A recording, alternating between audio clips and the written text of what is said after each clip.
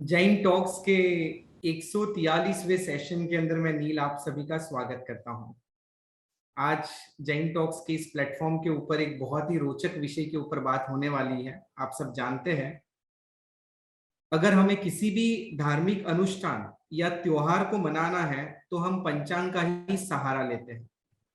Office की balance sheet भले ही 31 मार्च के आधार पर बनती हो, मगर ऑफिस की अगर वास्तु पूजा है या लक्ष्मी पूजा है तो पंचांग के अनुसार ही हमें तिथि देखने पड़ती है। मगर क्या हमने ये कभी सोचा है कि हमारा यह पंचांग कैसे आया? अन्य संप्रदायों के पंचांग और हमारे पंचांग से पंचांग अलग होते हैं या समान होते हैं? क्या हमारे पंचांग आगम अनुसार है? ये सारे प्रश्न हमारे मस्तिष्क में चलते रहते हैं और ऐसे अनेकों प्रश्न के उत्तर देने के लिए आज हमारे साथ मुंबई से डॉक्टर बिंदु शाह जुड़ी है, जो कि इस विषय के ऊपर विशेष रोशनी डालेंगे। मैं स्वागत करता हूं बिंदु जी का जैन टॉक्स के इस मंच के ऊपर। प्रणाम बिंदु जी। हाँ जी, नमस्ते, प्रणाम। जय जिनेन्द्र। जय जिनेन्द्र। आज के इस टॉक सेशन की शुरुआत करें उससे पहले मैं बिंदु जी का संक्षिप्त में परिचय देना चाहूंगा। डॉक्टर बिंदु जी अपनी फील्ड की एक जानी मानी हस्ती है। उन्होंने एस्ट्रोलॉजी इनोवेशन में पीएचडी की है। वर्ष 2000 से एस्ट्रोलॉजी की फ्रीलांस टीचर है। इन्होंने 2009 में ब्रह्मांड ज्योति संस्थान की शुरुआत की और अपने इस संस्थान के लिए बिंदु जी ने एस्ट्रोलॉजी फलादेश पर 5 किताबें लिखी। एस्ट्रोलॉजी का जो फल होता है फलादेश, उसके ऊपर 5 किताबें लिखी। साथ ही साथ इन्होंने 8 किताबें एंशिएंट एस्ट्रोलॉजी पर भी लिखी है। बिंदु जी ने सयान पद्धति, निरायण पद्धति, केपी पद्धति, वेदांत ज्योतिष, पंचांग गणित, नक्षत्र गणित आदि विभिन्न रोचक विषयों में ज्ञान प्राप्त किया है। वर्तमान में वे वन नेशन वन पंचांग के अंतर्गत हिंदू एकत्व के उद्देश्य से आगामी 480 वर्षों के एक पंचांग के निर्माण पर काम कर रही है, ताकि सभी संस्कृतियां एक समान तिथि, पंचांग आदि का अनुसरण करें, जिससे कि सभी विवाद खत्म हो जाए और सभी को एक दिशा मिले।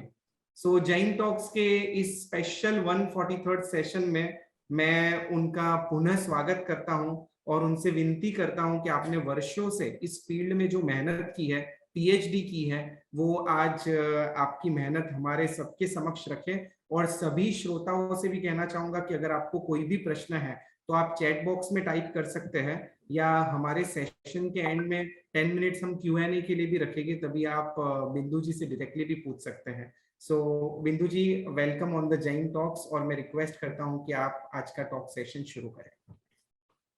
जय जिनेन्द्र जी, आप सबको मेरा जय जिनेन्द्र। आज हम ये टॉपिक शुरू कर रहे हैं। मैं समझती हूँ कि इसके लिए सबके मन में बहुत सारे क्वेश्चन होंगे और क्वेश्चन हम लेंगे भी, मगर चालू लेक्चर में क्वेश्चन लेना नेचुरली है कि थोड़ा मुश्किल हो जाता है। जो टॉपिक चल रहा हो वो टॉपिक साइड ट्रैक भी हो सकता है। तो मेरी आपसे एक बहुत खास रिक्वेस्ट है कि अगर आपका क्वेश्चन, अगर जो टॉपिक चल रहा है उसी से रिलेटेड हो तो आप चैट बॉक्स में लिखते जाना। जैसे जैसे टॉपिक आगे चलता जाएगा मेरा ध्यान उस पर रहेगा ही रहेगा, और जो टॉपिक चल रहा हो उसी से रिलेटेड क्वेश्चन होगा तो मैं तुरंत उसी वक्त आपको उसका जवाब देती जाऊंगी, ठीक है? और उसके बाद में तो जब भी क्वेश्चन आंसर्स का समय देंगे तब तो आप क्वेश्चन आंसर्स मुझे आराम से कर सकते हो। तो खास आप सबका बहुत अभिनंदन। अभी अभी मेरी रमेश जी से बात हुई, सर से बात हुई। आपने ये जो जैन टॉक, ये जो फाउंडेशन किया है और उसके जरिए आप हर एक व्यक्ति के घर घर तक ये सारा जैनिज्म पहुंचा रहे हो, उसके लिए आप सच में धन्यवाद के पात्र हो। और नील, मैं जानती हूँ उसे, बहुत समय से जानती हूँ, बहुत बार मिले भी है, और खास करके फोन पे जो ये टॉकिंग एस्ट्रोलॉजी के लिए भी, उससे ज्यादा जैनिज्म के लिए।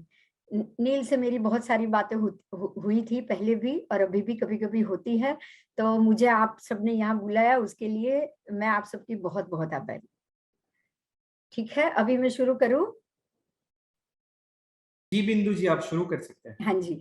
बाकी कोई अन्य, अगर मेरे से नाम मुझे नहीं पता, अगर मैं कहीं भूल गई हूँ, तो जो भी ये जैन फाउंडेशन, जैन टॉक के लिए आप जो भी संभालते हैं या जो भी मुख्य व्यक्ति है, तो आप उन सबको भी मेरी तरफ से बहुत बहुत धन्यवाद। अब हम ये टॉपिक शुरू करेंगे। जो आज का जो हमारा टॉपिक है वो है तिथि गणित।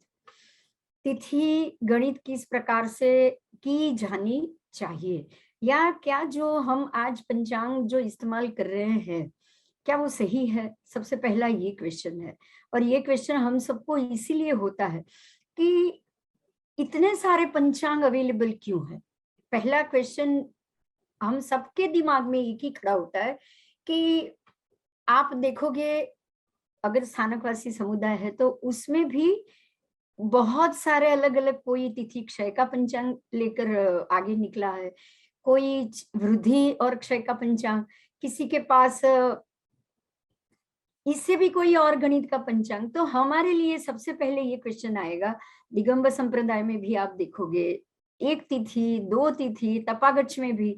उससे तो ये तो बहुत कम है, क्योंकि आपको शायद नहीं पता है, अभी अभी उज्जैन में एक सेमिनार हुआ था, और वो सेमिनार में मैं गई थी। कम से कम इंडिया में, भारत में कम से कम 750 से 800 पंचांग है, एक दो नहीं है, कम से कम। मैन्युअल तो इतने सारे पंचांग लोग बनाते हैं कि पूछो ही नहीं, क्योंकि हर एक व्यक्ति को लगता है कि ये नहीं, गलत है, इस तरह से सही है, तो वो पंचांग निकालेंगे। मेरा आप सबसे एक क्वेश्चन है, वो क्वेश्चन ये है कि क्या साइंटिफिकली कभी भी तिथि अलग हो सकती है?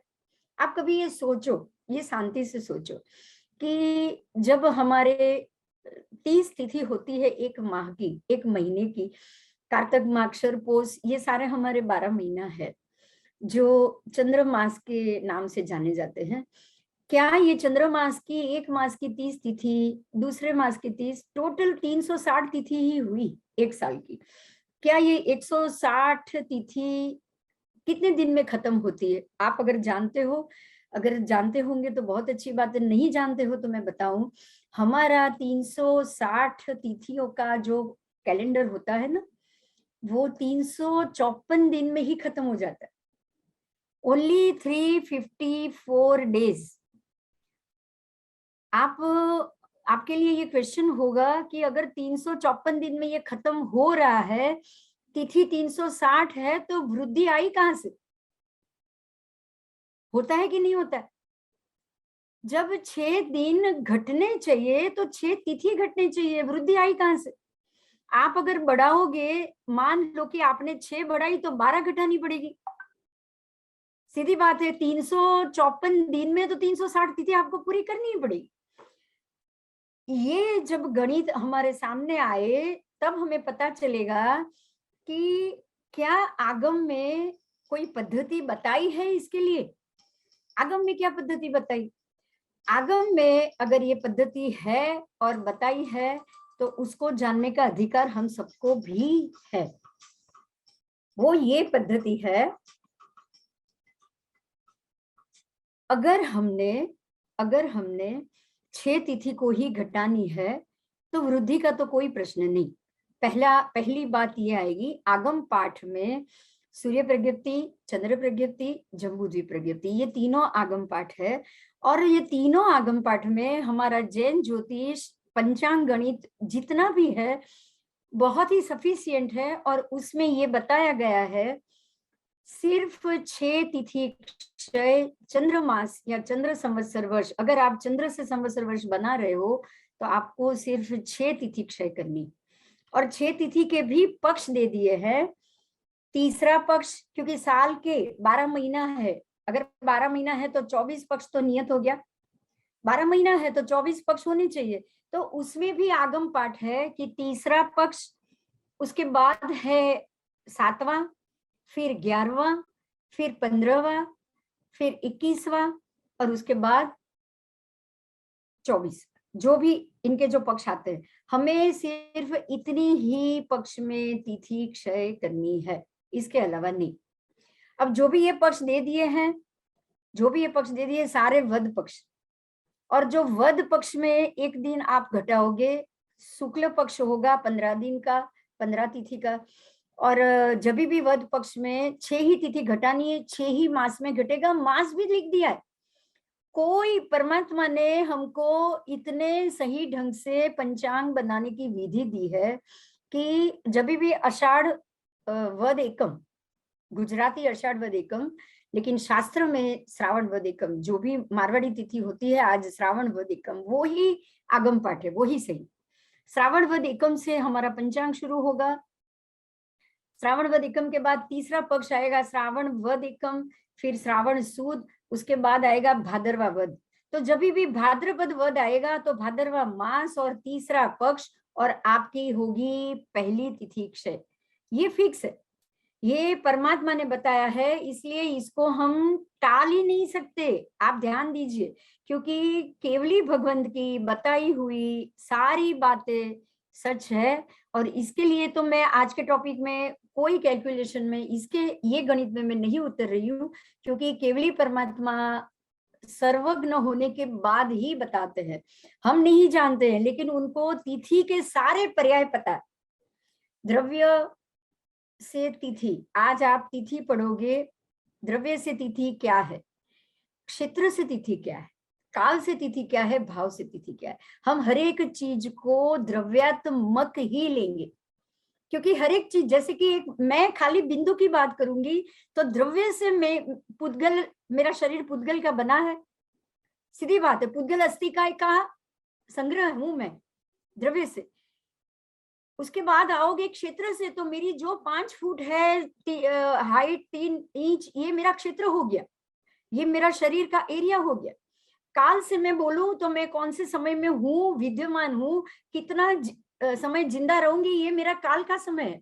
और अगर भाव से मैं जाऊंगी तो मेरे अंदर क्या भाव है, क्या मैं सम्यक दर्शन के प्रति हूँ, क्या मैं मिथ्यात्व के प्रति, ये मेरे भाव हैं। जो मैं भाव से आगे बढ़ूंगी, परमात्मा की भक्ति करूंगी, परमात्मा की बातें भी मानूंगी, तो मेरे अंदर सम्यक दर्शन होगा। और अगर जैन दर्शन, जैन धर्म में जन्म लेने के बाद भी अगर मैं उनकी बात नहीं मानती, मैं यही कहूंगी आज का साइंस ही सही है, भगवान जो कह रहे हैं वो आज दिखाई नहीं देता, तो मेरे अंदर वो भाव नहीं होंगे। तो हर एक चीज को हम द्रव्य क्षेत्र काल भाव से ही नापते हैं। आज हम तिथि को भी उसी से नापेंगे। शास्त्र पाठ है ये, कोई भी चीज, कोई भी चीज, फिर आप सूर्य ग्रह को भी पकड़ोगे ना, सूर्य चंद्र मंगल बुध गुरु ग्रह को भी पकड़ोगे ना, उनको भी आपको द्रव्य क्षेत्र काल भाव से ही नापना है। ये एक सिस्टम है, ये जैनिज्म का सिस्टम है। अगर आप तिथि को, अब हम मुख्य मुद्दा ही हमारा तिथि है, तिथि को अगर हम ये सिस्टम से जाए तो द्रव्य से तिथि क्या है, आपको ये मैं बताऊं कि तिथि कैसे बनती है। चंद्र का जो पूर्णिमा का बिंब है, आप उसकी कल्पना करो। आज पूर्ण चंद्र खिला है, आज पूनम है, तो पूर्णिमा की तिथि है, ये हो गई द्रव्य से तिथि, जो चंद्र बिंब पर आपको दिख रही। 16 कला होती है चंद्र की, और 16 कला से चंद्र खिला हुआ हो तो वो द्रव्य से चंद्र बिंब पूर्णिमा का हुआ कि नहीं हुआ? हुआ। अब वो पूर्णिमा का चंद्र वध पक्ष में आप जा रहे हो तो उसकी दोनों तरफ से एक एक कला घटेगी। एकम आते आते, वध एकम आते आते, जब उसका वध एकम का भी समय खत्म होगा, दोनों तरफ से एक कला घटेगी। तो वो जो उसका जो बिंब है, द्रव्य बिंब है वो द्रव्य, लेकिन जो घटा वो क्षेत्र घटा ना। तो क्षेत्र से क्या हुआ, आज पूर्णिमा का चंद्र था, आज वो वध एकम का हुआ, तो क्षेत्र से उसकी कला 2 घट गई, इसलिए अब ये पूर्णिमा का चंद्र आज वध एकम का हुआ। मेरी बात समझ में आ रही है ना? द्रव्य से बिंब देखना है, क्षेत्र से वो कितना घटा कितना बढ़ा, बिंब का बढ़ना, बिंब का घटना। चंद्र बिंब का जो क्षेत्र है वो बढ़ेगा घटेगा, क्योंकि वो निरंतर पर्याय है, द्रव्य पर्याय। आपको ये पता है कि कोई भी द्रव्य नित्य नहीं है, वो उसके पर्याय निरंतर प्रतिक्षण बदलते रहते हैं। मेरे हिसाब से तो यहाँ जैन टॉक में बहुत सारे लेक्चर आ चुके होंगे, और द्रव्य पर्याय का मुद्दा मेरे हिसाब से तो आ गया होगा ना नील जी? जी जी जी। हाँ जी, हाँ जी। तो जो द्रव्य है, कोई भी द्रव्य, पुद्गल द्रव्य, वो हमेशा पर्याय में हर प्रतिक्षण या वो घट रहा है या वो बढ़ रहा है, कभी भी नित्य नहीं। इसीलिए तो परमात्मा ने त्रिपदी दी थी, उपनयवा द्वैवा विगमेवा, और ये द्रव्य का पर्यायात्मक बदलाव है। अब आप आओगे, क्षेत्र तो हो गया, द्रव्य क्षेत्र, अब काल से जानोगे। तो काल से क्या है? पूर्णिमा तिथि का काल जितना था वो खत्म हो गया, अब वद एकम का काल शुरू हो चुका है, आगे आगे आगे वो भी खत्म हो जाएगा। होगा कि नहीं होगा बताओ? वो भी क्या नित्य रहने वाला है? काल भी पर्याय से बदलेगा। तो काय भी पर्यायात्मक है, बदल रहा है, इसको व्यवहार काल कहा जाएगा। क्या कहोगे आप? काल के दो भेद है, काल के शास्त्र में दो भेद है, एक है निश्चय काल, दूसरा है व्यवहार काल। निश्चय काल अनंत उत्सर पीढ़ी अवसर पीढ़ी निश्चय काल है, लेकिन समय, कलाक, मिनट, प्रहर, पूरा दिन, फिर 15 दिन, फिर मास, फिर वर्ष, फिर युग, 480 साल का एक आगे आगे महायुग, ये सारा व्यवहार काल। तो आपको काल से तिथि कब खत्म होगी, कब दूसरी शुरू होगी, ये भी पर्यायात्मक है, तो वो भी आपको दिख रहा है। द्रव्य क्षेत्र काल से भी तिथि हो गई, क्योंकि वो भी बदलनी है। अब आई भाव से तिथि। भाव से तिथि को ही सबसे महत्वपूर्ण समझना है कि तिथि को आप भाव से कैसे जानोगे। तिथि के भी क्या भाव होते हैं? प्रश्न होगा ना कि तिथि के भी क्या भाव होते हैं? क्या तिथि के भी भाव होते हैं? हर एक चीज का कोई ना कोई फल श्रुति जरूर होती है कि नहीं होती? फलादेश है ये, उसी को ही भाव मानेंगे। आप अपना फलादेश निकाल रहे हो कि मेरे अंदर उत्तरोत्तर कितनी प्रगति हुई, क्या मैं सम्यक दर्शन के करीब गई? 5 प्रकार के सम्यक दर्शन में से क्या मैं पहले सम्यक दर्शन में आई? तो ये मेरे अंदर की उत्तरोत्तर प्रगति है, मेरे अंदर बढ़ता हुआ फल है, फलादेश। इसी प्रकार से हम तिथि का फल जानेंगे, वो भी भाव तिथि से, कि भाव तिथि की असर जो है वो संपूर्ण लोक के प्रत्येक एकेंद्रिय जीवों पे निरंतर रूप से होती। ये आपको सूर्य गणांग आगम सूत्र में परमात्मा ने एक पाठ दिया है, वो पाठ में आपको बताना चाहूंगी कि प्रत्येक पर्व तिथि जो नाम में बोल रही हूँ, दूज, पंचमी, अष्टमी, 11, फिर 14, ये 5, और वापस वही 5, 14 के बाद फिर से आपकी आ जाएगी दूज।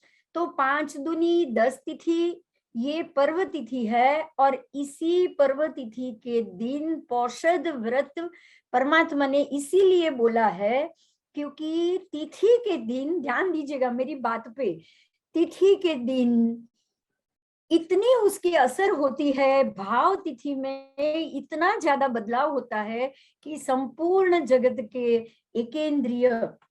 एकेंद्रिय जीव, मतलब पृथ्वी काय, अप काय, तेयु काय, वायु काय और वनस्पति का, वनस्पति में प्रत्येक वनस्पति का है, साधारण वनस्पति का, ये 6 के 6 जो एकेंद्रिय है उसके अंदर खड़बड़ाहट होता है, उसके अंदर इसकी असर इतनी तीव्र हो जाती है, इतनी तीव्र हो जाती है। और हमारे शरीर में, ध्यान दीजिएगा, ये साइंटिफिक में बता रही हूँ, ध्यान से सुनिए, आपके शरीर के अंदर 70% ब्लड पानी है, हमारे शरीर में 70% पानी है। तो एकेंद्रिय, खून भी तो एकेंद्रिय जीव है ना, खून में तो त्रस्काय भी होते हैं।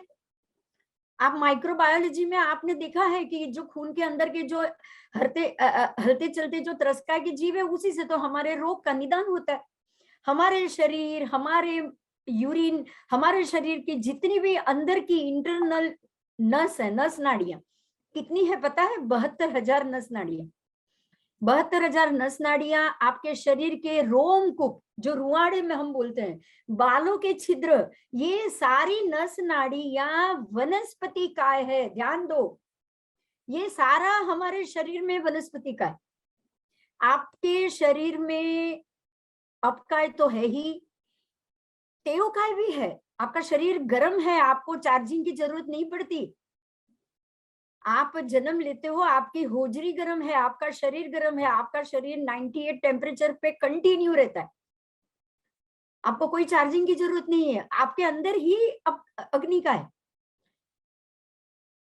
फिर वायु का है। हमारे शरीर में कितने प्रकार के वायु है? पान, अपान, उदान, समान, जानते हो ना?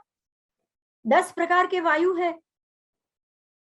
ओढ़कर खाते हो वायु, बगासा आता है वायु, गैस निकलती है वायु, ये सारा वायु ही है जो हमारे शरीर को, उसके अंदर के एक ऑर्गन को दूसरे ऑर्गन से चिपकने नहीं दे रहा है। तो आपके शरीर में ही वायु का है, अपकाय तो है ही, अवकाश भी है, आकाश भी है। आकाश कैसे है? क्योंकि जगह भी तो है ना खाली। आप अपने शरीर में कहीं भी दबाओ, आप हाथ में दबाओ, गला में यहाँ दबाओ, पेट दबाओ, पूरी आपकी इतनी उंगली उंडी उतर जाएगी। अगर जगह नहीं, अगर ऑर्गन ठसाठस भरा हुआ है तो आपकी उंगली के अंदर जा सकती है? आपका शरीर अवकाश ठसोठस भरा है, जैसे कि बाहर संपूर्ण राजलोक में लोकाकाश है, वैसे ही हमारे शरीर के अंदर भी आकाश, अवकाश। अब आप यहाँ ध्यान दो कि जो 5 पृथ्वी, अप, तेयु, वायु, वनस्पति, जो 5 एकेंद्रिय, स्थावर एकेंद्रिय, सूक्ष्म एकेंद्रिय के ऊपर अगर ये तिथि की असर, और उसमें भी खास पर्व तिथि की असर, ये परमात्मा के शब्द है कि जब भी पर्व तिथि होती है, इन पर्व तिथि में ये एकेंद्रिय के जीवों में उथल पाथल हो जाती, खड़भड़ाहट होता है। ये है भाव तिथि। आप ध्यान दीजिए, भाव तिथि यही है कि बीज गणित है, ये परमात्मा का बीज गणित है कि जब भी पर्व तिथि आएगी, सभी एक इंद्रियों में ऐसा खड़बड़ाहट होगा, तब मोक्ष की इच्छा रखने वाले श्रावकों को, सम्यक दृष्टि जीवों को, भव्य जीवों को अपनी सारी आरंभ, समारंभ, संरंभ, तीनों की बात की, आरंभ की बात की है, समारंभ की बात की है, संरंभ की बात, ये तीनों से आपको निवृत्त होना है और पौषध व्रत का पालन करके 24 उपवास उस दिन का, हर एक पर्व तिथि का परमात्मा का फरमान, ये परमात्मा का वचन, ये हमारा आगम पाठ। अब इस चीज को हम समझेंगे कि भगवान ने ऐसा क्यों बोला है। भाव तिथि से इसका जवाब आएगा कि भाव तिथि से एकेंद्रिय जीवों में खड़बड़ाहट होता है, पानी में उथल पाथल, वायु में उथल पाथल। ये 2 चीज हम देख सकते हैं। पता है कैसे? आपको मैं एक गणित समझाती हूँ। अभी हम गणित पे जाएंगे। द्रव्य तिथि, भाव तिथि, द्रव्य क्षेत्र, काल, भाव, चारों से आपको तिथि तो पता चल गई बराबर।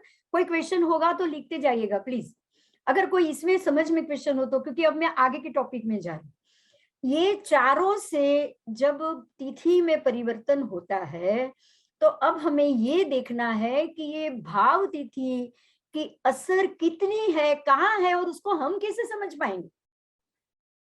परमात्मा ने तो बता दिया, परमात्मा ने बताया है, तो कहीं ना कहीं तो उसकी असर होती होगी ना। ऐसा तो है ही नहीं कि इसकी असर कहीं ना हो। अगर सूर्य निकला है, दोपहर की गर्मी 12 बजे है, तो कुछ ना कुछ तो गर्म होगा, कहीं ना कहीं तो धूप बढ़ेगी। तो वो कहाँ बढ़ेगी, इसकी असर कहाँ होगी? परमात्मा ने कहा है एकेंद्रिय जीव, अप का है, तेऊ का है, वायु का है, वनस्पति का, इसके ऊपर इसकी असर होगी। अब हम तिथि का जो फल है, तिथि की असर कहाँ हो रही है, उस पे हम जाएंगे। परमात्मा ने तो कह दिया केवली दृष्टि से, हम अपनी मति और श्रुत से उसका उस तरफ जाएंगे और उसके कैलकुलेशन को समझेंगे। आप देखोगे कि जब भी जो भी तिथि होगी, उसका पौना हिस्सा, पौना भाग करो समय में। मानो कि आज पूनम है तो पूनम का पौना, 15 का पौना होता है 12, आपको उसका 3/4 करना है। जब भी 3/4 का समय आएगा, 15 का पौना होता है 12, जब भी 12 बजे, ध्यान दीजिए पूनम है तो भरती बराबर दोपहर में 12 बजे और रात में 12 बजे। ये नियम है, ये नियम है और समंदर में ये होगा ही होगा। पहले के जमाने में मछुआरे चंद्र की कला को देख के, तिथि को देख के बोट को पानी में उतारते थे कि अगर आज पूर्णिमा है तो रात 12 बजे भी भरती होगी, दोपहर के 12 बजे भी भरती होगी, और पूर्णिमा है तो बराबर शाम के 6 बजे और सुबह के 6 बजे। ध्यान दो, बराबर दिन के 2 घंटे है, 2 बार भर्ती होनी है, 2 बार ओट होना है। ये नियम है। 2 बार भर्ती कब होगी? तो अगर पूर्णिमा है तो 12 बजे होगी, अगर एकम वद एकम है तो बराबर उसके अंदर 12 के अंदर 48 मिनट आप जोड़ते जाओ। उस हिसाब से आपको आगे आगे आगे आगे भर्ती का टाइम मिलेगा। अगर नूम है तो नूम का पौना 6 हो गया, अगर नूम है तो 6 हो गया, तो 6 बजे भर्ती। जो पौना समय है वो भर्ती है, और बाकी के 12 घंटे जोड़ने के बाद 6 बजे भर्ती है तो 12 बजे उठ। ये बिल्कुल स्पष्ट हिसाब है कुदरत का, ये नेचर का। आपको पूनम से भर्ती मालूम पड़ गई, ओट मालूम पड़ गई, अब आपको सीधा समझ भी आ गया कि 6 बजे ओट हो गई, 12 बजे भर्ती हो गई। 12 और 6 के बीच में कितने बजे का समय आया? देखो, ओट आना और भर्ती होना मतलब अब पूर्णिमा खत्म हो गई, सीधी हिसाब है। पूर्णिमा खत्म हो गई, पूर्णिमा खत्म हो गई, तब उसके बाद एकम शुरू हो गई। तो अब सच्ची तिथि क्या है वो आप देख सकते हो कि नहीं देख सकते हो? आपको पता चल सकता है। ये तो समंदर किनारे की बात है। आजकल मैं आज की बात करूंगी। आज के समय में अगर आपको तिथि जाननी है, हम सबके मोबाइल फोन में ऐप डाउनलोड फ्री होता है, वो है द इंडियन स्काई मैप। अगर आपने ये मोबाइल ऐप आपके फोन में डाउनलोड कर लिया तो चंद्र की लाइव कला, लाइव मतलब आज 9 बजे या 12 बजे क्या चंद्र पूरा पूनम का है, लाइव कला आपको दिखाई देगी। अगर एकम होगी ना, एकम वद एकम, तो भी इतनी पतली सी आपको सफेद लाइन दिखेगी। क्यों? क्योंकि बहुत सारे सैटेलाइट आकाश में चल रहे हैं और सैटेलाइट नजदीक से उनका पिक्चर लेते हैं, तो डेफिनेटली ना हम यहाँ से अपनी ये दृष्टि से नहीं देख पाएंगे। आप ज्यादा नजदीक से उसका पिक्चर आएगा तो क्लैरिटी तो मिलेगी। टेलीस्कोप भी, उसके ग्लासेस भी अभी तो बहुत सारे इन्वेंट हो चुका है। आज का साइंस, आज के समय में तो आपको ये चीज मिल ही रही। आप चंद्र की कला रोज आपके फोन में, आपके लैपटॉप में, फोन में भी उसको आप देखकर जान सकते हो। मेरी बात समझ में आ रही है ना? तिथि कब बदल रही है, कब बदलेगी? आज एकम तिथि है, कल दूज तिथि है। आपको और सबसे बढ़िया एक और बात है, ये भी ध्यान दो कि पूर्णिमा के नक्षत्र, अमास के नक्षत्र फिक्स है।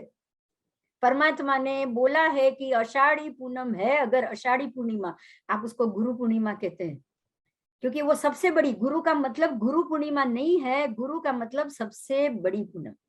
12 महीनों में सबसे बड़ी पूनम कौन सी? गुरु पूर्णिमा। और उसके बाद दूसरे ही दिन से नया साल शुरू होता है, हमारा चंद्र संवत्सर शुरू होता है। तो आपके लिए ये जानना बहुत आसान है कि पूर्णिमा का चंद्र बराबर उत्तराषाढ़ा के सामने होना चाहिए। उत्तराषाढ़ा और पूर्वाषाढ़ा, ये दो के अलावा आषाढ़ी पूनम और कोई नक्षत्र में नहीं होती। बोलो अब ये इजी हुआ कि नहीं हुआ? बहुत सिंपल बात है। अभी तो पहले के जमाने की अलग बात थी, हमारे हाथ में मोबाइल फोन नहीं था, हमारे हाथ में ये टेलीस्कोप से पिक्चर नहीं थे। साइंस आगे बढ़ा है तो साइंस का भी हम फायदा लेंगे ना अपनी चीज ढूंढने में। परमात्मा होते या केवली भगवंत होते तो उनसे पूछ लेते, पर नहीं है तो ये तरीके से उनकी बताई हुई बातों को भी तो हम टैली कर सकते हैं।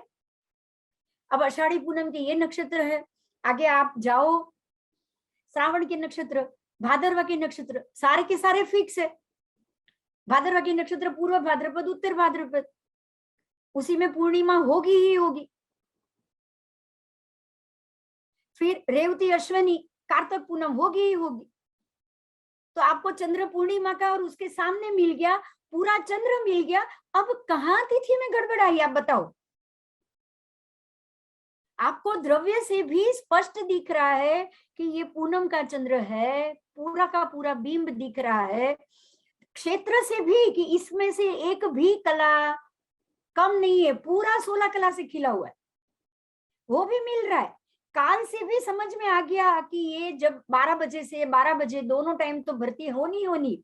अब 12 बजे भर्ती होगी, रात को 12 बजे, दोपहर को 12 बजे, तब तक तो पूर्णिमा रहने ही वाली, ये भी कंफर्म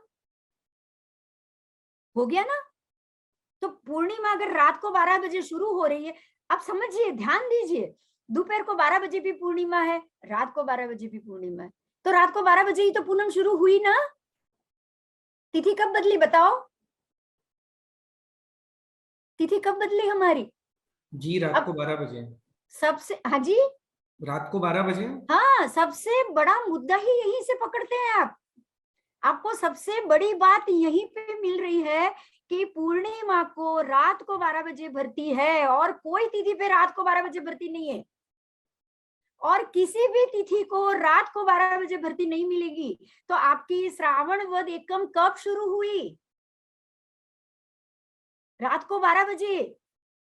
अब दूसरा मुद्दा, मैं दूसरा मुद्दा ले रही हूं, तिथि का ही मुद्दा है।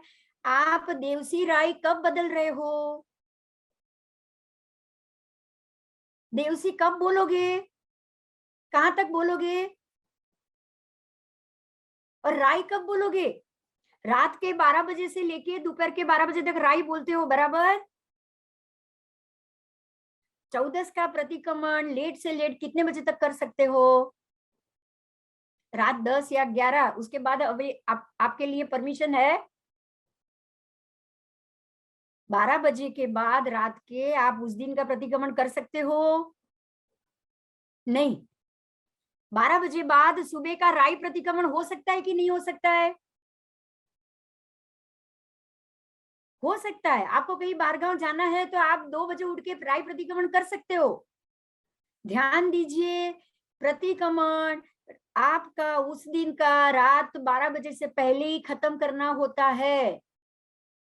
रात 12 बजे के बाद आपके प्रतिक्रमण में राय शुरू हो जाएगा, और 12 बजे पहले ही देवसी खत्म हो जाएगा, बराबर। अभी एक और मुद्दा ध्यान दो, अब हम सारे मुद्दे तिथि के लिए इकट्ठे कर रहे हैं। एक और मुद्दा जो प्रैक्टिकल लाइफ में हमारे सामने बार बार आता है, वो है कि अमासनी अंधारी रातें महान ज्योत बुझाई, परमात्मा का निर्वाण अमास की अंधेरी रात में हुआ था, बराबर। जब निर्वाण हुआ तब अमावस थी, और 29वां सर्वार्थ सिद्ध मुहूर्त था। 29वां, ध्यान देना, पूरे दिन के 30 मुहूर्त होते हैं, पूरे दिन के 30 मुहूर्त होते हैं। अगर 29वां मुहूर्त रात को हुआ है तो 30वां भी रात को ही होगा ना। अब आप 9वां मुहूर्त, ये भी आगम पाठ है। आपके मुहूर्त में सबसे पहला मुहूर्त है रुद्र मुहूर्त, और रुद्र मुहूर्त से ही युगारंभ, श्रावण वद एकम, कोई भी तिथि जो भी शुरुआत होती है रुद्र मुहूर्त से होती। श्रावण वद एकम की शुरुआत रुद्र मुहूर्त से होती। रुद्र मुहूर्त पहला है, रुद्र मुहूर्त पहला है। परमात्मा का निर्वाण हुआ है रात को। अब आप जब गौतम अष्टक सुनते हो तो गौतम अष्टक में श्लोक आता है कि परोढ़े केवल ज्ञान। आप याद करो, नए वर्ष के दिन जब गौतम अष्टक सुनोगे, इस बार ध्यान से सुनना, गौतम अष्टक में परोढ़े केवल ज्ञान है। गौतम स्वामी को परोढ़ में केवल ज्ञान हुआ है, सूर्योदय के बाद नहीं, बराबर। और परोढ़ केवल ज्ञान में आपको एकम है ना, तभी से। अब आप सोचो, परमात्मा का निर्वाण अमावस और वो समय रात है, और परोढ़ गौतम स्वामी को केवल ज्ञान हुआ है, वो एकम थी आज से 2500 साल पहले। तो तिथि कब बदली, बोलो, तिथि कब बदली? बराबर है, रात रात को को। 12 बजे ही बदली ना। जी जी जी जी बिंदु जी। तिथि रात को 12 बजे ही बदली, क्योंकि देवसी 12 बजे खत्म, राई 12 बजे के बाद शुरू। आप किसी भी महात्मा को अगर आप वंदन करोगे तो 12 बजे, रात 12 बजे के बाद आप पूछोगे तो दिन के 12 बजे तक राई बोल रहे हो, राइट? बस बहुत इजी कैलकुलेशन। और रुद्र मुहूर्त सबसे पहला आप उसको रात को 12 बजे लगाओ, ब्रह्म मुहूर्त 9 नंबर का वो सुबह आ जाएगा, वो सुबह आ जाएगा। उसके बाद आप लगाओ विजय मुहूर्त 17वां, तो 12:39 दोपहर को आ जाएगा। और परमात्मा का निर्वाण 29वां राक्षस मुहूर्त, वो आपको रात के 11 बजे आ जाएगा। आपका हिसाब हुआ कि नहीं हुआ? अब तिथि कब शुरू होगी? रात 12 बजे। पूर्णिमा कब खत्म हुई? पूर्णिमा कब शुरू हुई? रात 12 बजे। और दिन के 12 बजे भी तो भरती आई ना? हम नहीं, नेचर भी यही कह रहा है। समझ में आ रही है आपको बात? जी जी। पूर्णिमा की कला से पूनम अमास पे जो पानी के ऊपर असर हो रही है, अपकाय तेउकाय वायुकाय के ऊपर असर हो रही है, वो भी रात 12 बजे से लेके दूसरे दिन, क्योंकि 12 बजे रात और दिन के 12 बजे दोनों बार तो पूर्णिमा है ही है। तो आपके देवसी राई दोनों पूर्णिमा कैसे लगाओगे बताओ? दिन के 12 बजे तो पूर्णिमा शुरू नहीं होगी ना, जी रात को 12 बजे ही शुरू करनी पड़ेगी ना। इससे सॉलिड कोई जवाब है क्या हमारे पास? आगे जा रही हूँ, ये टॉपिक यहीं पे, अगर कोई प्रश्न है तो आप लिखो, लेकिन प्लीज मेरी रिक्वेस्ट है, मैं पढ़ रही हूँ, कोई फलादेश का लिख रहा है, कोई उसका लिख रहा है, ऐसे कोई प्रश्न ना लिखो, मैं यहाँ कोई फलादेश नहीं कहूंगी। आज सिर्फ तिथि की बात हुई। तिथि के मामले में आपके सामने जो जो बातें आई है, उसके अंदर अब मुख्य मुद्दा अब आएगा, वो ये है कि क्या हम आज के हिसाब से जब हम वृद्धि का पंचांग इस्तेमाल कर रहे हैं, आज आपको पता होगा बहुत सारे पंचांग में कम से कम साल की 6 तिथि वृद्धि आती ही आती, बराबर?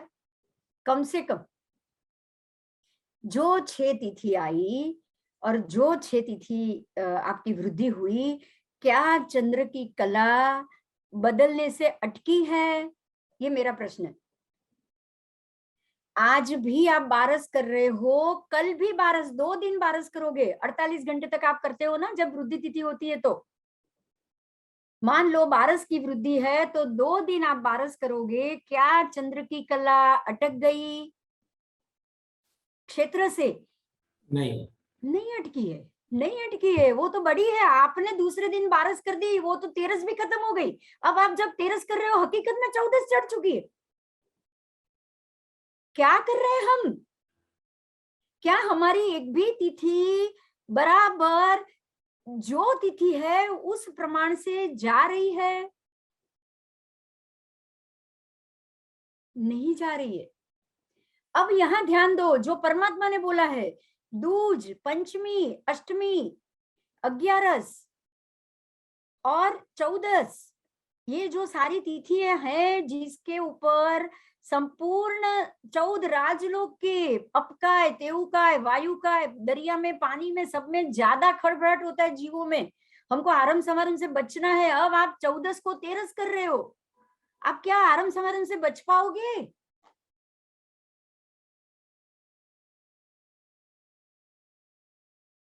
13 के दिन 14 मान के तब किया, वो तब फेल नहीं जाएगा, ये जरूर है, आपका तब फेल नहीं जाएगा। लेकिन 14 के दिन आप तो पारने के दिन तो बहुत सारी चीज खाओगे। 14 के दिन पोषद करके घर आए, आपके लिए घर में ही रेडी होगा ना, हर एक आपका जो सम्मान होगा घर में, पारना करो पारना करो, क्या एक चीज होगी बताओ मुझे? उस दिन लीलोतरी नहीं होगी क्या? फिर क्या कर रहे हैं हम? हमें यही समझना है। और उससे भी बढ़िया एक और तरीका, अगर पंचांग जानता है उसके लिए पता ही है कि उत्तराषाढ़ा पूर्वाषाढ़ा में ही आषाढ़ी पूनम है, तो 14 कब आएगी? या तो पूर्वाषाढ़ा में या उसके आगे के नक्षत्र में। ये भी कंफर्म है कि आगे का महीना जो नक्षत्र में पूर्णिमा कर रहा है तो बाद में यही नक्षत्र आएगा। भगवान ने तो ये भी कह दिया है, भगवान ने ये भी कह दिया है कि आषाढ़ महीने की पूनम अगर पूर्वाषाढ़ा में आ रही है तो उसके बाद की पूनम श्रावण में ही आएगी। श्रावण महीने की पूनम श्रावण में ही आएगी, भगवान ने तो ये भी कह दिया है। अब क्या आपको तिथि सच ढूंढने में प्रॉब्लम हो सकता है, ये बताओ। तो सबसे पहले हमको क्या करना पड़ेगा, वृद्धि का पंचांग तो बंद ही करना पड़ेगा, बराबर, क्योंकि 354 दिन है, 360 तिथि है। परमात्मा ने बोला है तीसरे पक्ष में, सातवें पक्ष में, ऐसे साल की 6 तिथि क्षय करो 59 दिन में, 59 डेज आगम में तो वो भी लिखा हुआ है। अगर आप तीसरे पक्ष में भाद्रवा वद तीज का क्षय कर रहे हो तो आपको हर एक 59 दिन में वद तीज का क्षय कर लो, आपका पंचांग हो गया, और वो भी परफेक्ट आगम के हिसाब से हो गया। अब आपको टैली करना है कि ये मैंने जो बनाया है वो क्या मुझे पूनम अमास के नक्षत्र बराबर बता रहा है। आगे आगे आगे आगे टैली करते जाओ, 1 साल 2 साल 3 साल 4 साल, मैंने 480 साल का बनाया पूरा डे टू डे, और 3000 साल का कंफर्म भी कर लिया। सिर्फ ये सिस्टम से, ये आगम से, ये पाठ से आप पंचांग बना रहे हो। आप परमात्मा की हरेक बात पे, उनकी हरेक कसौटी पे खरे उतर रहे। आपके सारे नक्षत्र मास की पूर्णिमा अमास वो ही नक्षत्र में चंद्र होगा, चंद्र की कला उसी हिसाब से जाएगी। क्या ये जरूरी नहीं है, बताओ, ये मेरा क्वेश्चन। क्या ये जरूरी नहीं है? और इस चीज को अगर हम नहीं जागेंगे, हमको अगर ये काम नहीं करना है, हम जैन चुप बैठे रहे कि आगम की बात को आज भगवान नहीं है हम नहीं मानेंगे, भगवान नहीं है हम नहीं मानेंगे, तो कौन मानेगा अगर हम जैन नहीं मानेंगे तो? आपको मैं बताऊं मैं सब्जेक्ट में क्यों आई। सबसे पहले तो मैं आपको ये बताऊंगी कि मैं ये सब्जेक्ट में क्यों आई, मैं कैसे आई। सबसे पहले मुझे रमेश जी ने ये प्रश्न किया, आज मैं आप सबको बता रही हूँ, अभी बता रही हूँ कि मैं ये सब्जेक्ट में कैसे आई। हमारे जैनिज्म की एग्जाम होती है तत्व ज्ञान विद्यापीठ की, जो तपागज की है, 21 धोरण तक की है। उसमें मैं हर धोरण की 15 धोरण 16 धोरण तक तो ये कर्म ग्रंथ की बाय गाथा परीक्षा होती है। 16वें धोरण में जो बृहद संग्रहणी की 350 गाथा की परीक्षा थी, और जैसे मैंने उसको शुरू किया, बृहद संग्रहणी की पुस्तक में, अगर आप जानो, अगर जो जानते हो उनको पता है, नहीं जानते हो तो आप उसको एक बार जरूर खोलना। बराबर शुरू के ही प्रस्तावना में स्पष्ट रूप से महात्मा ने इतना लिख दिया है कि जैन ज्योतिष का कोई जवाब नहीं मिल रहा है। आज हमें अगर जैन ज्योतिष के हिसाब से उत्तर ध्रुव दक्षिण ध्रुव, हमारे पास कोई आगम में जवाब नहीं है। अगर हमें आज की साइंस के हिसाब से जाना पड़े तो अमेरिका को ही महादेव क्षेत्र मानना पड़ेगा। और मैं ज्योतिष साल में तब पिछले कम से कम 30 साल से मैं ज्योतिष में थी। 30 साल से मैं ज्योतिष जानती थी, और पिछले 22 साल से तो मैं पढ़ा भी रही हूँ, मतलब तब मैं पढ़ा ही रही थी। और मुझे यहाँ का गणित, नासा का गणित, केपी गणित में मेरा पहले से ही पता नहीं क्या इंटरेस्ट रहा है।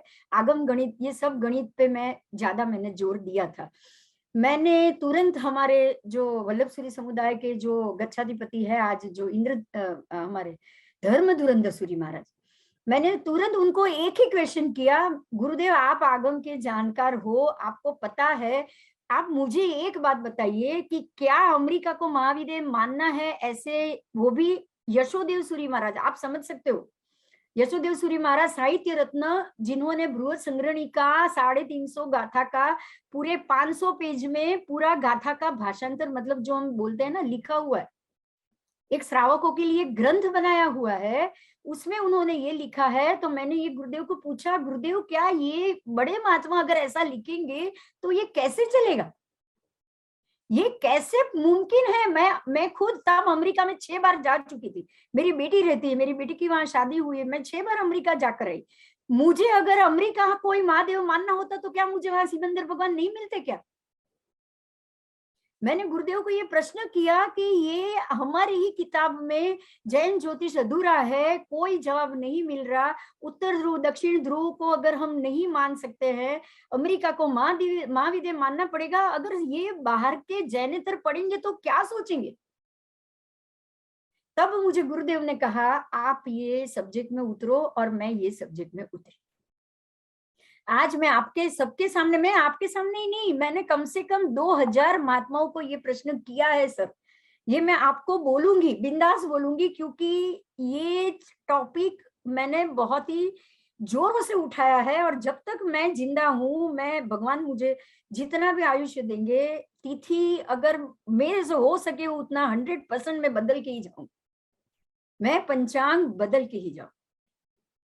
ये मेरी इच्छा है, ये मेरी इच्छा है। हुई ना हुई निमित्त कौन बनेगा मुझे नहीं पता, लेकिन ये चीज को मैं महात्माओं से, पंडितों से शास्त्रार्थ कराती हूँ, बातें करती हूँ। यहाँ तक कि अभी उज्जैन में हिंदू सेमिनार था, मैं वहां भी गई।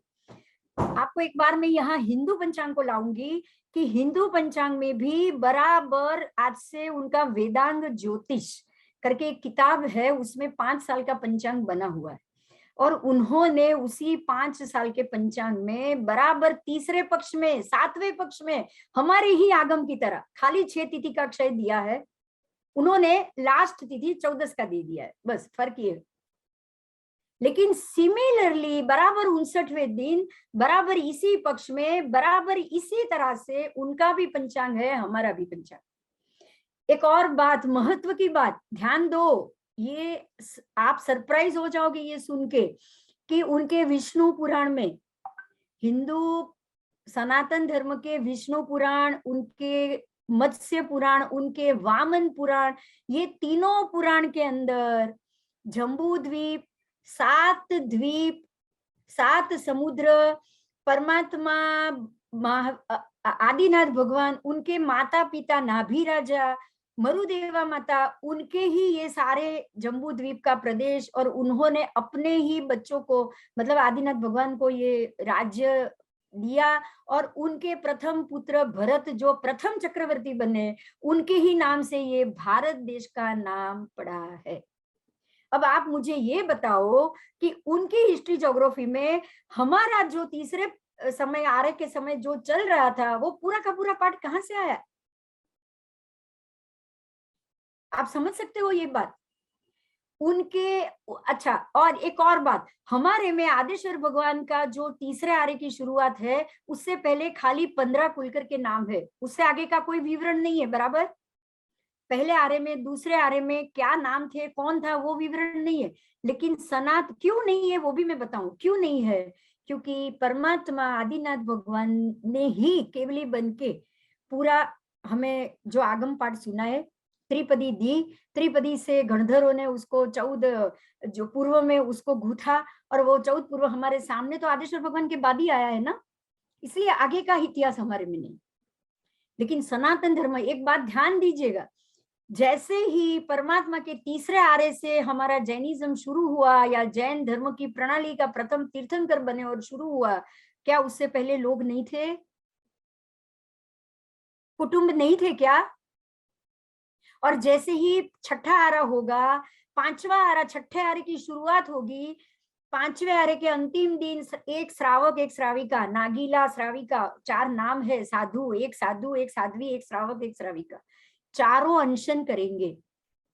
और बाकी के जितने भी होंगे सारे मत्स्य और मांसाहार शुरू कर लेंगे। ये पंचम आरा का अंतिम समय। अब आप मुझे ये बताओ कि उसके बाद 42,000 साल, 21,000 छठा आरा, उसके बाद का 21,000, क्या कुटुंब व्यवस्था नहीं होगी? होगी कि नहीं होगी? होगी। तो इसी तरह जैसे हमारे में ये इतिहास है, वही इतिहास सनातन में है, तो क्या उसको सिमिलर है? आप उसको कैसे गलत ठहरा सकते हो? यहाँ मुझे भगवान की एक बात बहुत अच्छे से याद आती है। परमात्मा ने 15 प्रकार के सिद्ध के भेद बताए, बराबर। उसमें एक भेद है वल्कलचिरी का, मालूम है ना? अन्य धर्म से सिद्ध, अन्य धर्म से भी अगर आपको सम्यक दर्शन हो जाए, वैराग्य हो जाए, आपका कर्म क्षय हो जाए और परमात्मा के प्रति श्रद्धा दृढ़ हो जाए, आपका चरम भव हो, तो आपका मोक्ष हो सकता है। परमात्मा ने तो अन्य धर्म को भी मोक्ष का गामी बना दिया है, तो उसमें भी क्या आप सत्य नहीं है ऐसा तो नहीं कह सकते हो ना, हम ऐसा नहीं मान सकते हैं। अब मेरा जो मुद्दा है वो ये है कि अगर सनातन धर्म में, अगर उनके वेद पुराण में वही पंचांग है, 6 तिथि क्षय, वही पक्ष में वही महीना, वही 12 के 12 महीना, वही 5 वर्ष और वो ही अधिक मास, क्या वही चीज हमारे अंदर भी है, उनके अंदर भी है, तो क्या आकाश एक नहीं है क्या? आकाश तो एक ही है, उसके में कोई जैन एरिया अलग है, जैन नक्षत्र अलग है, हिंदू नक्षत्र अलग है, ऐसा बिल्कुल नहीं हो सकता, इम्पॉसिबल, दैट इज इम्पॉसिबल। तो हमें प्रैक्टिकल जाना है, प्रैक्टिकल जाते जाते हर एक संशोधन को, हर एक इन्वेंट्री को आगम पाठ से मिलाना भी है, मिलाना भी है, वो 100% मिलेगा। क्यों? क्योंकि परमात्मा जो बन रहा है वो बता रहे, परमात्मा जो कह रहे हैं वो घटना जो हो रही है उसको केवल दर्शन से देख के, केवल ज्ञान से बताते हैं। ऐसा नहीं है जैन धर्म में कि जो भगवान ने कहा वो हुआ, भगवान जो होता है वो कहते हैं, और ये केवल दर्शन का महिमा है। तो जो हो रहा है वो कह रहे हैं, तो जब तब हो रहा था वो क्या आज भी नहीं हो रहा होगा? जब तब हो रहा था वही भगवान ने बताया, तो आज जो भगवान ने बताया है वही देखो ना, आकाश में वही हो रहा होगा। ये सिस्टम से मुझे वो चीजें मिली कि जो कह रहे हैं वो हो रहा है, 500 साल का बना, 3000 साल का बना, अब उसमें मिल रहा है। तो और एक रोटेशन है 480 साल का, अगर आप 480 साल का पंचांग बना देते हो, उसको फिर बाद में बनाने की जरूरत नहीं पड़ेगी, उसके बाद वही रिपीट होगा, क्योंकि ग्रह नक्षत्र बड़ी डिसिप्लिन से चलते हैं, हमारी तरह नहीं है वहां, बिल्कुल डिसिप्लिन से है। ये महीना इसी नक्षत्र में होगा, ये महीना इसी नक्षत्र में होगा। अभिजीत नक्षत्र को 21 बार आना है सिर्फ, वो भी टाइम फिक्स, वो भी उसका भी टाइम फिक्स, हर महीने नहीं आएगा वो, लेकिन जब भी आएगा स्टेपनी टायर है, मैं तो उसको स्टेपनी टायर बोलती हूँ, क्योंकि स्टेपनी टायर गाड़ी में ही होता है, लेकिन उसका यूज हर बार नहीं होता है ना, जब जरूरत होती है तभी होता है। तो ये है आपका द्रव्य क्षेत्र काल भाव से तिथि। अब अगर यहाँ तक आपको कोई प्रश्न है तो आप जरूर प्रश्न कर ले। नील जी, आप किसी को भी प्रश्न हो तो प्रश्न के लिए हम रुक सकते हैं। जी जी, हमारा टाइम भी ऐसे हो ही चुका है, तो आपको कुछ एक्सप्लेनेशन अभी बाकी है कि हम प्रश्न ले सकते हैं? मैं कुछ आप बोलो तो 5 मिनट में मैं एक्सप्लेनेशन जो अधूरा टॉपिक है उसको पूरा करूँ। वो आप कंप्लीट कर लीजिए। ठीक है। और रिक्वेस्ट तो ये आई है कि बिंदु जी की आप सीरीज रखिए, एक लेक्चर में हमें संतोष नहीं होगा। तो अगर समझना होगा तो आपको कुछ थोड़े लेक्चर्स तो रखने ही पड़ेंगे, क्योंकि नहीं तो इस चीज आप को। ये टॉपिक कंप्लीट कर लीजिए आपका। हाँ जी, हाँ जी, एक दो जरूर प्रश्न हम जरूर जरूर जरूर। आपको हम जो टॉपिक से जा रहे हैं उसमें पर्व तिथि का महत्व क्यों है, बस यही मेरा बाकी था बताना कि भगवान ने क्यों कहा ये दूज, पंचमी, अष्टमी, इसका ही महत्व क्यों, सबसे ज्यादा इसका महत्व है। तो उसके लिए मैं आपको एक बात समझाना चाहूंगी कि जम्बू द्वीप, आपको ये पता है कि बराबर 1 लाख योजन का ऐसा गोल है, बराबर दिख रहा है ना मेरे हाथ में? ये 1 लाख योजन का जो गोल है, एरिया है, उसमें आपको आपके 8 दिशा देखोगे, 8 दिशा मतलब 4 दिशा 4 विदिशा, इसके अगर आप भाग करोगे ना, जैसे हम वो षटकोण और ऐसे कोण नहीं बनाते, उसको आपको पता हो तो ऐसे ऐसे बनता है, बराबर 10 भाग ही होंगे। सूर्य चंद्र अपनी गति से एग्जैक्ट 10 भाग बनाते हैं। आपको ये मैं बताऊं कि 5 भाग, देखिए जम्बू द्वीप के 2 सूर्य बताए हैं, बराबर, एक सूर्य ऐरावत में है, दूसरा सूर्य भरत में। दोनों सूर्य अपनी अपनी गति से चलेंगे और अपने अपने एरिया में 5 भाग जम्बू का सूर्य बनाएगा, 5 भाग भरत का सूर्य बनाएगा। 5 भाग क्या है उसको समझ लो आप। जैसे कि आपको पता है कि दिसंबर महीना सबसे लंबी रात होती है। मैं दिसंबर बोल रही हूँ क्योंकि स्कूल में आप पढ़े हो, लेकिन इतना समझ लो कि जब सूर्य मकर संक्रांति में मकर ऋतु में प्रवेश करेगा, उसी दिन सबसे लंबी रात होगी और सबसे छोटा दिन होगा। तो जो रात लंबी हो गई वो 18 मुहूर्त की हो गई और दिन हो गया वो 12 मुहूर्त का हो गया। अब आप 18 और 12 का रेशियो निकालोगे ना तो 3/5 होगा। हुआ ना? 3 भाग का दिन हो गया, 2 भाग की रात हो गई, बराबर। तो ये 5 भाग हुए। अब धीरे धीरे मकर राशि के बाद 3 महीने के बाद जब सूर्य चित्रा नक्षत्र में आएगा, हमारा चैत्र महीना शुरू होगा और तब सूर्य प्रवेश करेगा अश्विनी नक्षत्र में, मेष राशि में, तब दिन रात बराबर, दोनों बराबर। जब वो बराबर हो गए तब 12 घंटे की रात है, 12 घंटे का दिन, मतलब 15 मुहूर्त की रात है, 15 मुहूर्त का दिन। अब वही वापस 3 महीने के बाद जब आप ये आषाढ़ी पूनम आएगी, आषाढ़ी पूर्णिमा, तब दिन बड़ा हो जाएगा, रात छोटी हो जाएगी, तब वापस 3 और 2 भाग हो जाएगी। तो ये हुआ तीसरा। अब चौथा कब होगा? ये सितंबर महीने, सितंबर महीने में आज के हिसाब से, हमारे हिसाब से ये होगा अश्विनी महीना, आसो महीने। तो आसो के में जब भी ये अश्विनी नक्षत्र में सूर्य प्रवेश करेगा तब ये वसंत संपात शुरू होगा, वसंत ऋतु शुरू होगी और उस वक्त वापस दिन और रात दोनों एक समान। तो ये स्थिति है पूरे साल की। इसमें बराबर 5 भाग ऐरावत का सूर्य करेगा, क्योंकि जब 3 भाग में रात होती है, 2 भाग में दिन होता है, तब 5 भाग बनते हैं। उल्टा हो, 3 भाग में दिन हो, 2 भाग में रात हो, तभी भी 5 भाग। तो जम्बू द्वीप का 5 भाग एक सूर्य कर रहा है, 5 भाग दूसरा सूर्य कर रहा है। पूरे जम्बू द्वीप की गोलाई के 10 भाग हुए, 10 भाग हुए।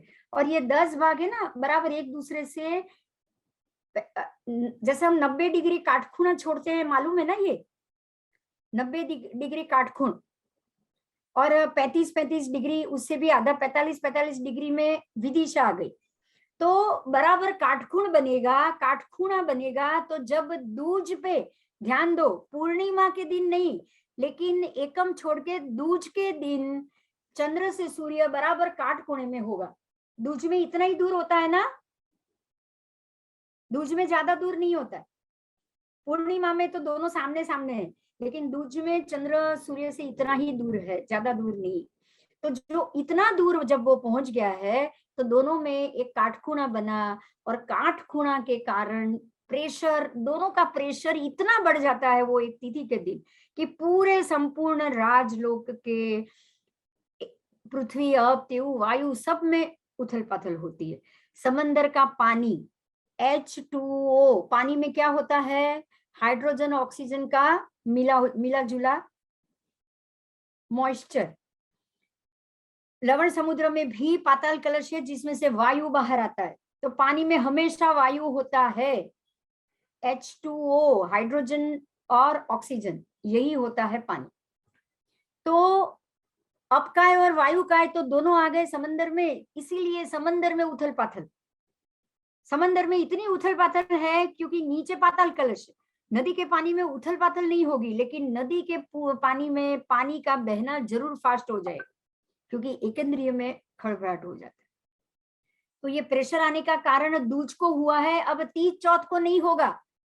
समझिए आप, तीज चौथ में काटखूणा नहीं बन रहा है, लेकिन पंचमी में काटखूणा बन गया। वापस पंचमी के बाद छठ सातम में नहीं बनेगा, लेकिन अष्टमी में बन जाएगा। अष्टमी के बाद हर 2 तिथि छोड़ो काटखूणा बनेगा, हर 2 तिथि। 30 दिन है आपके पूरे महीने के, 30 तिथि है, तो हर 2 तिथि छोड़ के एक दिन प्रेशर बनेगा ही बनेगा, चंद्र से कोण में सूर्य जाएगा। मेरी बात समझ में आ गई होगी आपको। ये दबाव आता है, चंद्र सूर्य कितने हैं आपको पता है ढाई द्वीप के कितने सूर्य चंद्र है? 132 सूर्य, 132 चंद्र। तो जाहिर है कि इतना सारा दबाव जब इतने सारे सूर्य चंद्र का होगा तो ढाई द्वीप के सभी समंदर में खड़बड़ाहट होने वाला है। हमारे में जम्बू के 2, लवण के 4, 6 तो सूर्य हो गए, 6 सूर्य 6 चंद्र हो गए। तो आप सोच सकते हैं कि 1 लाख और 2 लाख 3 लाख का एरिया, टोटल 5 लाख के एरिया में 6 सूर्य 6 चंद्र 12 सूर्य चंद्र हो गए, तो सबका प्रेशर हुआ है तो लवण समुद्र में कितनी उथल पाथल हो सकती है। इसीलिए परमात्मा ने बोला है कि हर 2 दिन बाद जब भी पर्व तिथि, इसको पर्व तिथि कहा है, इसको अखंड माना है, इसमें कोई कोई कोई किसी की ताकत नहीं है कि उसके जो बदलाव है, इसका जो ये भाव तिथि का फल है उसको आप बदल पाओ। तो बस मेरा ये वक्तव्य मैं यहाँ खत्म करूंगी। अभी आप लोगों के प्रश्न ले रही हूँ। तिथि द्रव्य क्षेत्र काल भाव से समझानी थी। तिथि क्षय तिथि वाला ही पंचांग सही होगा, क्योंकि वृद्धि आ गई। अगर मैंने एक वृद्धि डाली है तो जब तक क्षय नहीं होगा 20-20 दिन तक वो पंचांग बिल्कुल गलत हो जाए। पंचांग तिथि हम अपने तरीके से भी कैसे सही समझ सकते हैं, आप ऐप में भी देख सकते हो, आप नक्षत्र से भी ढूंढ सकते हो। मैं तो चाहूंगी आप सब पढ़ो। आपको एटलीस्ट कुछ नहीं तो हमारा जैन पंचांग किस बेस पे बन रहा है और क्या तिथि का कैलकुलेशन है, अगर वो ये जन्म में आपने थोड़ा भी मति और श्रुत में डाला होगा ना तो अगले जन्म में जरूर आएगा। मैं इसके लिए सबसे बड़ा एग्जाम्पल हूँ, उदाहरण हूँ। आपको मैं बताऊं, ये जन्म में ना मैंने ज्योतिष सीखा है ना मैंने आगम सीखा है। ये सारा पिछले जन्म का मति श्रुत में ही मेरे साथ चला। परमात्मा की इतनी मेरे के ऊपर उपकार है कि निमित्त रूप से उन्होंने मुझे इसका निमित्त बनाया। बस मैं आप सबसे मेरा ये वक्तव्य यहाँ पे खत्म करूंगी। बहुत बहुत धन्यवाद आप सबका कि ये मुद्दे के साथ मैं आपके सामने आई। जी जी, थैंक यू सो मच बिंदु जी। आज बहुत ही इंटरेस्टिंग टॉपिक रहा, तिथि का कैलकुलेशन कैसे होता है। फिर आपने द्रव्य क्षेत्र काल भाव से उसको बताया, कौन से आगम में कैसे मेंशन किया, 3 आगमों के नाम भी बताए, और किस तरह 12 महीनों के 24 पक्ष होते हैं और कौन से पक्ष में एक एक तिथि को घटाना है वो भी आपने कैलकुलेशन बताया। कि जैसे 360 तिथिज होती है बट 6 का क्षय यानी 354 ही होती है, तो कैसे उसका क्षय होता है वगैरह वगैरह। बहुत सारी जानकारी के साथ साथ जैन ज्योग्राफी के ऊपर भी आपने ले लिया। मैं बहुत बहुत धन्यवाद करना चाहूंगा जैन फाउंडेशन की ओर से, जैन टॉक्स की ओर से, और डेफिनेटली बहुत सारे व्यूअर्स की ऐसी इच्छा है कि हम इसको कोर्स के रूप में भी सीखें, तो उसके लिए मैं आपसे कनेक्ट होऊंगा। पर तब तक के लिए 1-2 प्रश्न है वो मैं लेना चाहूंगा। आप है ना, आपके व्यूअर्स को इतना तो कह ही सकते हो क्योंकि मैंने इसका कोर्स शुरू कर लिया है और 150 जितने लेक्चर तो मेरे यूट्यूब पे मिलेंगे आपको जैन कॉस्मोलॉजी। जी जी जी, तो आप सबको कह सकते हो, जो अटेंड करना चाहे उसको कभी भी अपने मर्जी से यूट्यूब डॉक्टर बिंदु शाह और जैन कॉस्मोलॉजी वो लेंगे तो उनको अपने आप सारे जो भी रिकॉर्डिंग है वो सब मिल जाएगा। परफेक्ट परफेक्ट बिंदु जी, मैं ये मैसेज पहुंचवा दूंगा। तृप्ति जी मनियार आप प्रश्न पूछ सकते हैं। Pranam Binduben and thank you Neil bhai. My question is that Binduben के अपने पंचांगों में क्षय वृद्धि सब दिखा रहे हैं, राइट? ओके, और हर पंचांग में क्षय वृद्धि हर एक तिथि की दिखा रहे हैं, राइट? तो फिर अभी आपने जैसे बताया कि 6 तिथि की सिर्फ क्षय है, तो अभी जो पंचांग हम फॉलो कर रहे हैं तो वो क्या पंचांग सब रॉन्ग है? सभी पंचांग रॉन्ग है? मैं आपको एक बात बताऊं कि हिंदू पद्धति में सूर्योदय के वक्त जो उदय तिथि हो उसको मानो। ये सिस्टम से गए हैं और हमारे एक भी आगम में 45 में से एक भी आगम में ये नहीं है कि सूर्योदय से जो तिथि है उसको मानना है। मैंने आपको समय बताया कि क्यों रात के समय 12 बजे तिथि शुरू होगी। अब आप ये मुझे अभी समझ में आया, that's why this question has arrived. अभी मानते हैं। हाँ, अभी आप पूरा बता दूं फिर आप क्वेश्चन कीजिए कि अगर, अब ध्यान दीजिए, मेरी एक बात पे ध्यान दीजिए कि अगर श्रावण वद एकम रुद्र मुहूर्त सब रात 12 बजे शुरू हो रहा हो तो एक तिथि शुरुआत की, युगारंभ की या आपके वर्ष की पहली तिथि आप रात 12 बजे जब परमात्मा ने कह ही दिया है कि रुद्र मुहूर्त से ये शुरू होगी, तो बाकी की तिथि आप सूर्योदय पे कैसे लेके जा सकते हो? ये मेरा क्वेश्चन है। अगर आपको रुद्र मुहूर्त से ही श्रावण वद एकम शुरू हो रही है तो बाकी की सारी आप 9वें मुहूर्त से कैसे शुरू कर सकते हो? तो हमारे में सूर्योदय से तिथि शुरू हो, ये रिवाज ही नहीं है।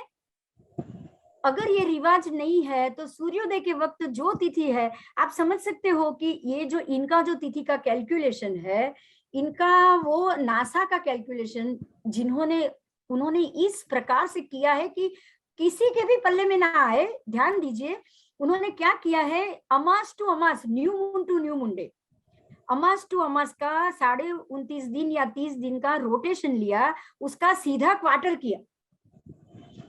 अब आप समझ सकते हो कि 30 दिन का क्वार्टर 7.5 होगा, 7.5 दिन निकल जाएंगे ना। अब वो 30 दिन में एक पक्ष 15.5 दिन का है, दूसरा पक्ष 13.5 दिन का, 14.5 दिन का है। एक 15.5 का है, एक 14.5 का है, तभी तो दोनों मिलके 30 दिन हुआ। अब आप 14.5 का आधा करो, कितना हुआ? 7, 7.25। अब जब ये 7.25 आया और आप 7.5 पौने 8 पे तिथि बदल रहे हो, ये तो आपको 14.5 दिन का पक्ष है। 2 महीना आषाढ़ महीना वो 13.5 का ही होता है, 13.40, 13.5 भी नहीं है। 2 महीने हमारे साल के 13.5 भी नहीं है पूरे पक्ष। अब 13.5 का आप आधा करो, कितना हुआ? 6.25, और तब भी आप 7.5 में ले जाओगे, तिथि चलेगा जी। ये कैलकुलेशन के हिसाब से सूर्योदय तिथि पे आपका एक तिथि 28 घंटे तक चलती है। आज के पंचांग में देखोगे तिथि 28 घंटे तक चलती है और नॉर्मल मिनिमम 20 घंटे तक जाती है। ये कैलकुलेशन हमारा नहीं है जी, ये कैलकुलेशन हमारा नहीं है। परमात्मा ने बहुत सिंपल बता दिया है। 354 दिन है, 360 तिथि है, 6 तिथि का क्षय कर दो, आप 6 तिथि निकाल दो 360 से, तो 354 तिथि, 354 दिन, तो हर एक तिथि 24 घंटे की हो गई। हर एक तिथि रात 12 बजे शुरू हो जाएगी। आप प्रतिक्रमण में क्या बोल रहे हो, ध्यान दो। 12 मासाणाम 360 रायदियाणम, बराबर 360 रात्रि दिन। अब जब दिन ही 354 है तो परमात्मा ने क्यों 360 बोलाया? केवली भगवंत ने प्रतिक्रमण में 360 क्यों लगाया? दिन ही तो 354 है। तो ये रायदियाणम है क्या? आपके दिन है, आपकी तिथियां है। 354 दिन में 360 तिथि खत्म हो रही है, 6 तिथि को बोर्ड से निकाल देना है बस। ये जो वद तीज 6 महीना है ना, उसको हटा दो जी। अपने आप। सारी तिथि 24 घंटे की अपने आप हो जाएगी। आपकी सारी तिथि 360 रायदियाणम 354 में बिल्कुल व्यवस्थित रूप से आपका प्रतिक्रमण होगा। ठीक है, बोलिए, कोई क्वेश्चन है तो बताइए। Question answer is very much clear to me. So, are you permit to ask one more question?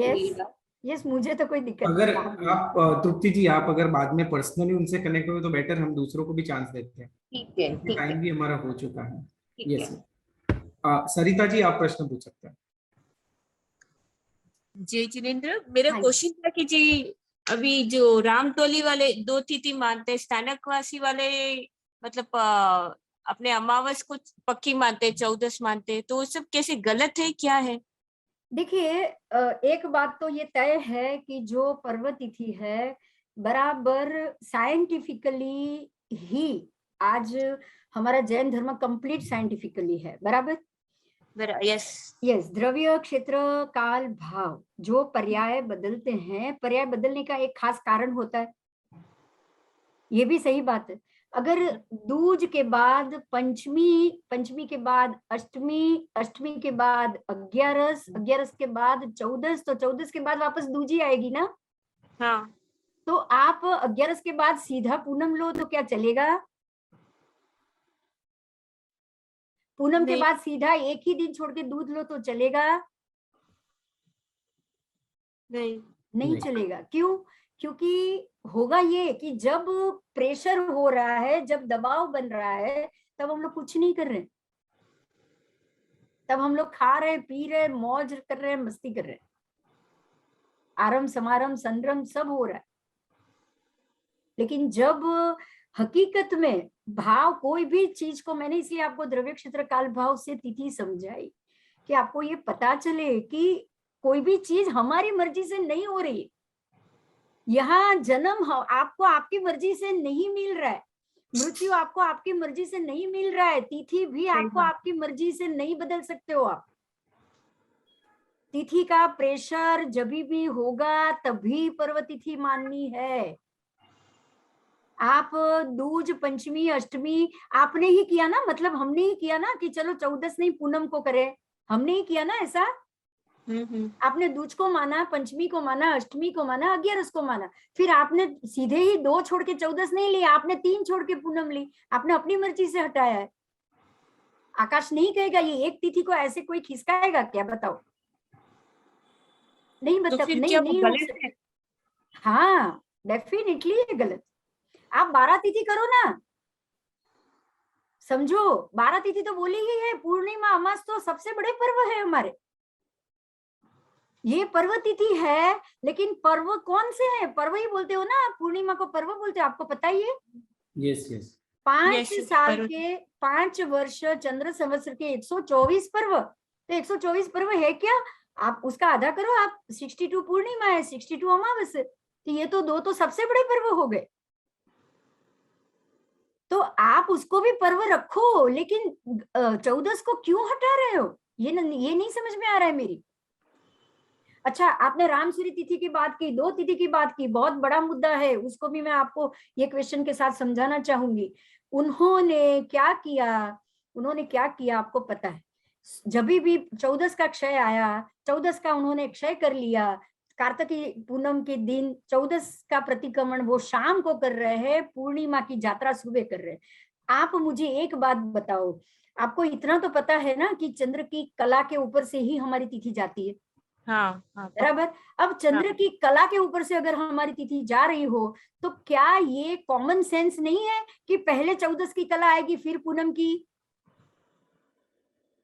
ये बताओ, क्या पहले 14 नंबर आएगा या पहले 15 नंबर आएगा? पहले 14 आएगा। 15 लग गया सुबह, आज सुबह सूर्योदय के वक्त उन्होंने पूनम मान ली कि सुबह पूनम है, तो 14 उसके बाद होगी या पहले होगी? पहले ही होगी। ये तो कॉमन सेंस की बात है, ये बिल्कुल कॉमन सेंस की बात है। आप अगर किसी बच्चे को 12th में पास हो गया है, अब बोलो तू एसएससी के क्लास में बैठेगा, वो बोलेगा कि आप में बुद्धि नहीं है? बोलेगा कि नहीं बोलेगा? बराबर। तो आप ये तो सोचो, सुबह सूर्योदय के वक्त पूर्णिमा लग चुकी है, वो सूर्योदय से तिथि मान रहे हैं, तो आज सूर्योदय कार्तिक पूनम है, आज आपने यात्रा कर ली, मतलब सुबह पूर्णिमा लग गई। अब सुबह पूर्णिमा लग गई तो कम से कम 23 घंटे पहले 14 लगी थी, कम से कम 23 घंटे पहले तिथि, कम से कम 23 घंटे 26 मिनट पहले बदलती है। तो आपको इतनी तो समझ होनी चाहिए कि आप पूर्णिमा लगने के बाद शाम को 14 का प्रतिक्रमण कैसे कर सकते हो। समझ में आ रही है ना मेरी बात? लेकिन वहां पे भी इतने बड़े बड़े महात्मा बैठे, ये बात उनकी समझ क्या में कर सकते हैं हम? कुछ नहीं कर सकते। ये जो काल है, आज महात्माओं को, मुझे अब राम सूरी समुदाय के 2 बड़े आचार्य गच्छाधिपति, उन्होंने, मैं जब भी उनके, मैं तो सब महात्मा के सामने गई हूँ, मैं यहाँ आपके सामने भी ये बता देती हूँ, मैं नाम नहीं लूंगी, लेकिन मैं 2 बड़े महात्मा के पास गई थी, उन्होंने एक ही बात बोली, आप औरत हो, आप स्त्री हो, आपने आगम को हाथ क्यों लगाया? तब मैंने उनको ये बोला कि मैंने गुरु भगवान से परमिशन ली और मैंने सिर्फ भाषांतर लिया है, मुझे प्राकृत आज भी नहीं आता है, प्राकृत संस्कृत मुझे बिल्कुल नहीं आता है, तो मैंने उसको छुआ भी नहीं है। तब भी उन्होंने बोला कि आपने क्यों हाथ लगाया? तब मैंने उनको एक प्रश्न किया, ये तो मेरी समझ में आया था इसलिए मैंने कर लिया। मैंने उनको ये बोला कि मुझे ये बताओ कि मरुदेवा माता जब सबसे पहले मोक्ष में गए, तब किसी ने पूछा कि ये लेडीज क्यों सबसे पहले गई? दूसरा क्वेश्चन किया कि जब हमारे ये मल्लीनाथ भगवान स्त्री रूप में तीर्थंकर बने, सारे के सारे गणधर पुरुष थे, किसी भी गणधर पुरुष ने ये प्रश्न किया कि आप स्त्री होके त्रिपदी कैसे दे सकती हो? पुरुष प्रधान माना गया, इसीलिए वो पुरुष प्रधान हमारे जैन धर्म में तो नहीं माना है ना।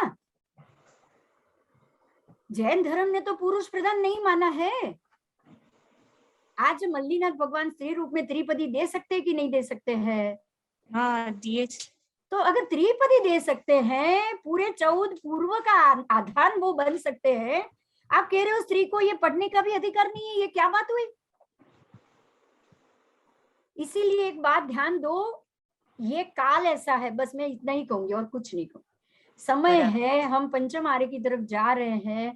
परमात्मा ने साथ में एक बात और बताई है कि ये अंतिम काल में ये जैन धर्म संपूर्ण दुनिया में गाजेगा, ये भी बताया है ना साथ में। अच्छा हाँ, आप ये बात जान लो, परमात्मा ने ये बात बताई है कि पंचम आर्य का ये रिजल्ट होगा। पंचम आर्य के अंत समय तक जैन धर्म संपूर्ण 14 राजलोक में गाजे। तो हमको यही समझना है कि शायद ये वैसे भी हुंडा अवसर्पिणी काल है। आपको पता है ना कि ये हुंडा अवसर्पिणी काल में स्त्री को सबसे ज्यादा महत्व मिला, स्त्री सबसे पहले मोक्ष गई, ये भी, और स्त्री तीर्थंकर बने, सारा ये हुंडा अवसर्पिणी काल का ही रिजल्ट है। तो मैं ये मानूंगी कि शायद ये पंचांग बनाने का भी निमित्त मुझे परमात्मा ने ऐसे ही दे दिया होगा। बराबर जी। बिंदु जी बस तो अभी आपका जवाब मिल गया। अब आप नील जी आप पूछ सकते हैं दूसरे चीज। नहीं, प्रश्न तो ऐसे है, पर अभी टाइम भी हो चुका है, हम इसके लिए और सीरीज रखेंगे। मैं आपसे कनेक्ट होऊंगा और आराम से कर सके वैसे जरूर इंटरेक्ट भी कर सके और Q&A का भी पूरा सेशन रख सके। बहुत ही इंटरेस्टिंग टॉपिक था एक्चुअली, और आपने बहुत ही बोल्ड इसको प्रेजेंट भी किया। जो आपने इतना स्टडी किया है, एक्सपीरियंस लिया है, वो सब आपने हमारे साथ रखा, इसके बदल मैं पुनः धन्यवाद करना चाहता हूँ। और सभी बस मुझे आपने ये इस तिथि के टॉपिक के लिए निमित्त बनाया ना, बस उसके लिए मेरी तरफ से आपको बहुत बहुत शुक्रिया। Thank you so much. इसी के साथ हम आज के सेशन को विराम देते हैं। जगत के सभी जीवों का कल्याण हो, जगत के सभी जीवों का मंगल हो, जगत के सभी जीव हमारे मित्र है, कोई भी हमारा वैरी नहीं, इस भावना के साथ प्रार्थना। अणु परमाणु शिव बनी जाओ, आखा विश्व नु मंगल थाओ, सर्वे जीवो मोक्षे जाओ। खामेमि सव्व जीवे सव्वे जीवा खमन्तु मे, नित्य में सव्व भूयेषु वैरम मज्जन केणै। सर्वथा सौ सुखीता हो, पाप ना कोई आचरो, राग द्वेष थी मुक्त बनीने, समता सौ समाचरो। जय जिनेंद्र, सभी को मेरे प्रणाम।